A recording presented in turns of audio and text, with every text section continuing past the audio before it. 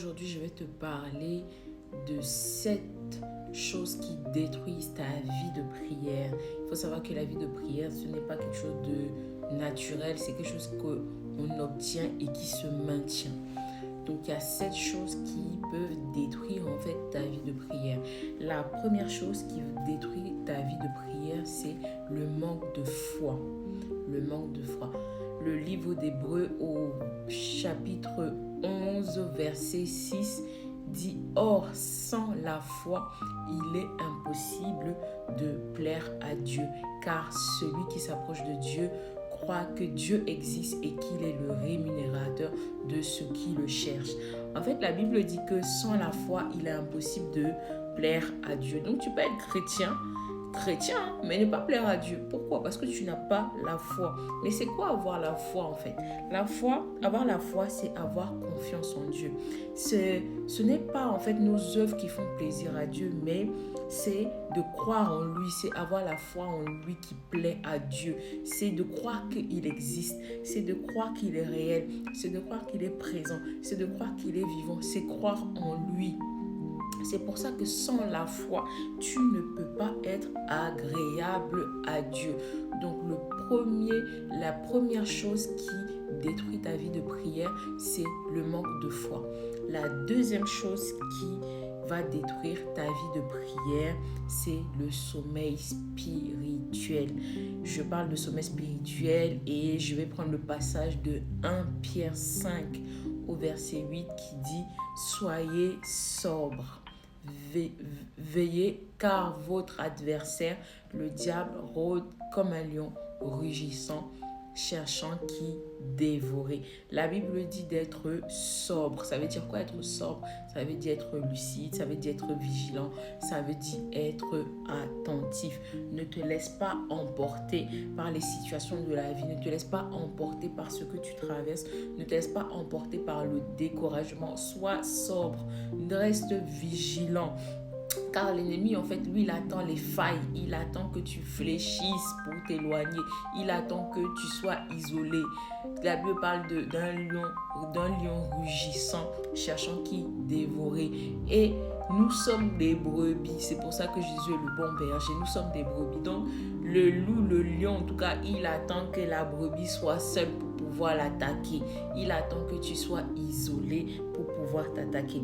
L'ennemi cherche ton découragement, il cherche ta peur, il cherche ton manque de foi, il cherche tout ça, il veut t'attaquer par ton sommeil spirituel. Donc toi, sois sobre pour ne pas tomber dans les pièges de l'ennemi. Alors, le troisième point que je vais aborder, c'est celui de l'impureté. Attention à la vie de péché. Éphésiens 5, 3 nous dit que l'impudicité, qu'aucune espèce d'impureté et que la cupidité ne soit même pas nommée parmi vous, ainsi qu'il convient à des saints. Parce que Dieu, en fait, Dieu nous appelle à vivre une vie qui le glorifie. Dieu nous appelle à marcher dans la sanctification. Dieu nous appelle à marcher dans la sainteté, corps, âme et esprit. Oui, ta vie doit refléter la gloire de Dieu. Ta vie doit rayonner. Tu es la lumière du monde.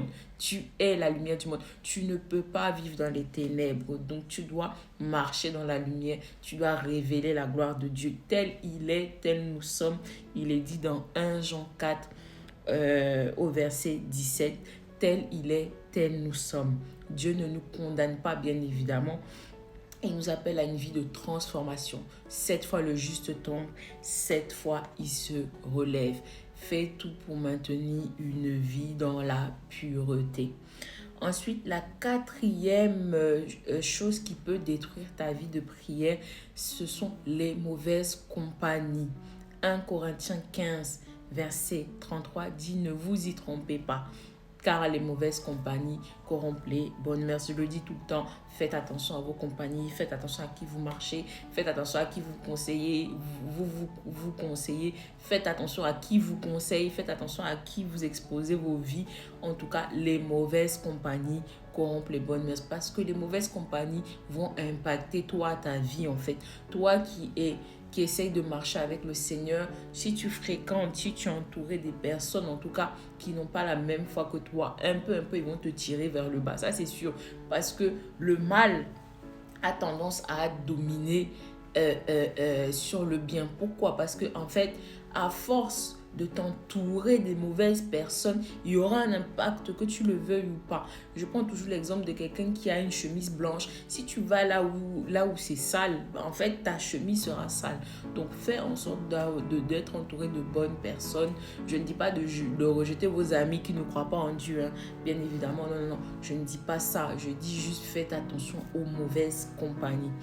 Ensuite, la cinquième chose qui peut détruire ta vie de prière, c'est le manque de prière et de méditation. Donc, Josué 1 au verset 8 dit que ce livre de la loi ne s'éloigne pas de ta bouche. Médite le jour et nuit afin d'agir fidèlement sur ce qui est écrit. Médite la parole de Dieu tout le temps. Je ne te dis pas de laisser ton travail, mais trouve un temps pour méditer la parole. Même un chapitre par jour. Prends le temps de lire, que ce soit dans les transports, même si tu as 10 minutes, en tout cas, mets même la Bible audio. Moi, souvent, je dors avec la Bible audio.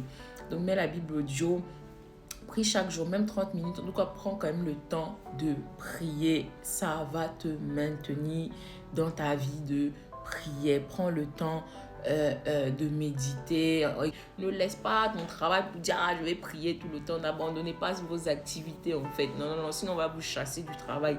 En tout cas, donc ne soyons pas spirituels à l'excès. Non. Mais quand l'apôtre Paul dit de prier sans cesse, c'est vraiment être en connexion avec le Seigneur. Moi, des fois, je chantonne dans le train et tout ça quand j'ai l'occasion. Je me rappelle des petits chants, je chantonne et puis tout le temps, voilà, je prie, je rappelle à Dieu ses promesses. Je dis, Seigneur, souviens-toi de moi, souviens-toi de moi. Donc, en fait, bon, j'ai ma communion avec le Seigneur, en fait, c'est ça, prier sans cesse, suis les enseignements. En tout cas, la foi vient de ce qu'on entend. Et ce qu'on entend vient la parole de Dieu. Nourris-toi, nourris ton homme intérieur. Sixième chose, ce sont les inquiétudes. Donc, Philippiens 4 au verset 6, qui est l'un de mes versets préférés. Ne vous inquiétez de rien, mais en toute chose, faites connaître à Dieu par des prières et des supplications. Faites connaître à Dieu vos besoins par des prières, des supplications avec action de grâce. Donc, l'inquiétude tue ta vie de prière. Moi, j'aime beaucoup ce passage parce qu'il commence par ne vous inquiéter de rien. Tout de suite, je m'arrête là, je dis, wow, non, je ne peux pas vivre dans l'inquiétude en tout cas. L'inquiétude tue ta vie de prière. Ésaïe 41 au verset 10 dit, ne crains rien car je suis avec toi. Ne promène pas des regards inquiets car je suis ton Dieu. Je te fortifie, je viens à ton secours. Je te soutiens de ma droite triomphante. Dieu dit, ne regarde pas à tous ceux qui t'entourent. Il est là. N'aie pas peur. Donc, ne sois pas dans l'inquiétude. Sois serein. Jésus est dans ta barque.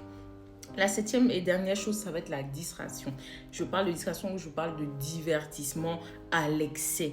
D'accord? Il y en a à se divertir, c'est un mode de vie. Donc, il faut doser un peu la distraction, dose un peu. Donc, à quel moment, toi, tu bâtis ta vie? À quel moment, tu te construis? À quel moment, tu as le temps pour prier? À quel moment, tu as le temps pour méditer? À quel moment, tu as le temps pour exhorter, pour évangéliser? Si toi, tu es tout le temps dans la distraction, d'accord? Donc, la distraction n'est pas un péché, bien évidemment, mais elle devient dangereuse quand elle vole ton attention à Dieu. Donc, fais attention à l'excès de distraction.